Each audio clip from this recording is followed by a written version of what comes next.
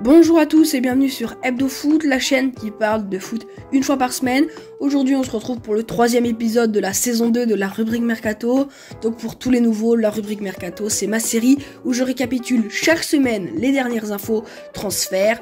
Donc aujourd'hui on va se récapituler la dernière semaine de Mercato. Pour ça abonnez-vous, likez, partagez et c'est parti. On commence comme d'habitude par les officialisations de transferts avant de passer aux grosses rumeurs. Donc on commence avec les Blues de Chelsea qui ont annoncé le départ d'Edouard Mendy à Al Ahly en Arabie Saoudite.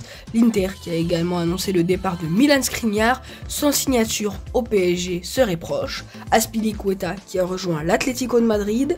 Le Barça et Samuel Umtiti qui ont résilié à l'amiable le contrat qui les liait jusqu'en 2026. Et Loftus-Cheek quitte Chelsea pour le Milan AC.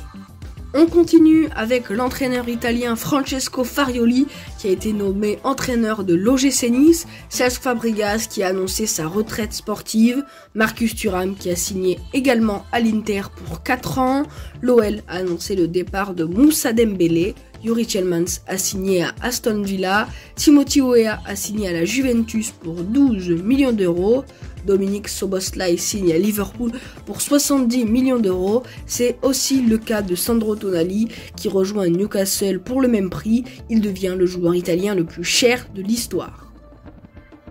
Al Nassr a officialisé l'arrivée de Marcelo Brozovic en provenance de l'Inter, donc c'est Marcus Thuram qui le remplacera.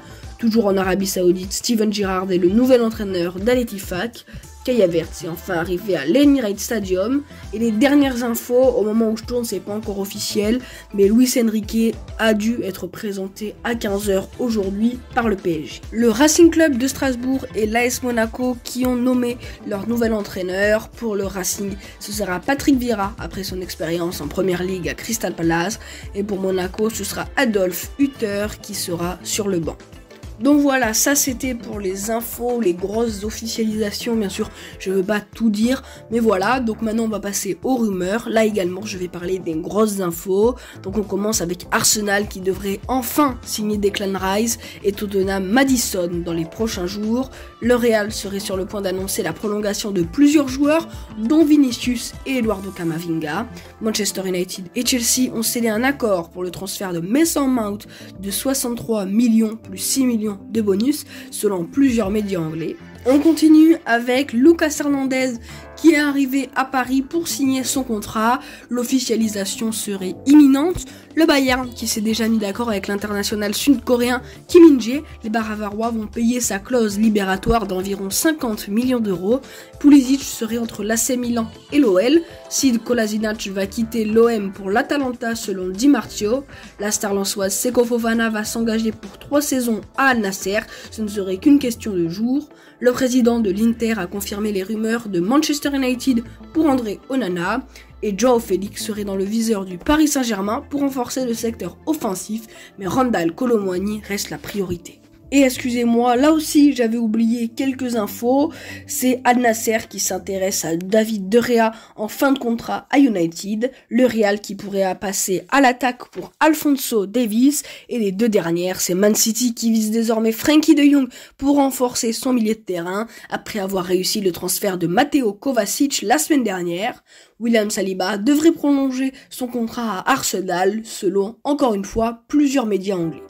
Donc voilà les amis, c'est déjà la fin de cette vidéo, le 3e épisode de la saison 2 de la rubrique Mercato.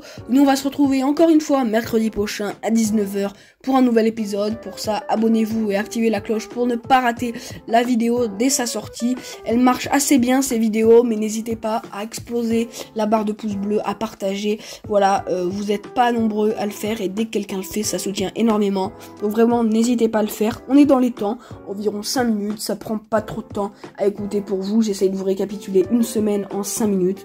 Donc vraiment, faites-le, abonnez-vous, likez, partagez, commentez, faites tout ce que vous pouvez. Et sur Hebdo Foot, on se retrouve la semaine prochaine pour de nouvelles news. À bientôt.